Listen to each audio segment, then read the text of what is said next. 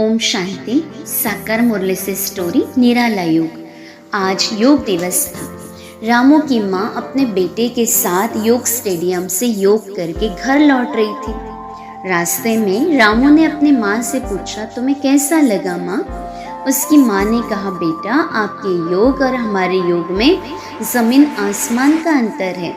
हमारा योग तो बहुत निराला है। तब रामू ने कहा, माँ वो कैसे? तब उसकी माँ ने कहा, बेटा हम योग के द्वारा पावन बनते हैं, यानी पावन बनने के लिए याद की यात्रा बहुत ज़रूरी है और यही हमारा मुख्य सब्जेक्ट भी है। इस योग बल से हम सर्वे से गुणवान बन सकते। तुम लोग मनुष्यों के साथ योग जुटाते हो, लेकिन हम निराकार के साथ योग लगाते। सबसे निराली बात ही यह है कि निराकार आत्मा निराकार बाप को याद करती है।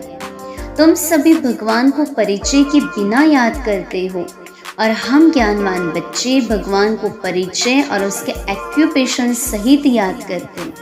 तो बोलो, यह है ना निराली बात? इस पर रामू ने कहा, परंतु माँ आपका योग हर किसी को समझ में नहीं आता, लेकिन पतंजलि योग सभी को आसानी से समझ आता है। माँ ने कहा, बेटा तो तुम अपने योग द्वारा पतितों को पावन बनाओ, गणिकाओं वैश्याओं को ज्ञान दो, गिरे हुए को उठाओ तथा सबका उद्धार करो, तभी तुम्हारा नाम वाला हो। रामू चुप हो जाता है। उसकी माँ कहती, हमारे योग से यह सेवा स्वतः ही हो जाती है। रामू ने कहा, माँ आपके योग में तो पवित्रता का भी पूरा ध्यान रखना पड़ता है। माँ ने कहा, बिल्कुल सही, पर इसमें कोई परेशानी नहीं।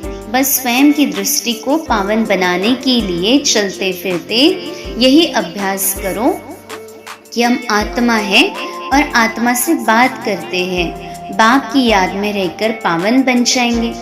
रामू ने कहा, अच्छा माँ अब मैं भी यह अभ्यास करूँगा तो क्या तुम जैसा बन जाऊँगा? माँ बोली, मेरे जैसा नहीं, तुम बाप समान बन सकते हो। समझना, चाहना और करना, इन तीनों में समान रखो। फिर देखो बाबा की कमाल, कैसे तुम संतुष्ट मने बन जाएंगे, सदा भरपूर, और दिल बस यही गीत गाएगा, पाना था सो पा लिया। अब रामू भी गुणवान बच्चा बन अपने अनादि स्वरूप की स्मृति द्वारा संतुष्टता का अनुभव करने और कराने वाला संतुष्ट मनी बन जाता है।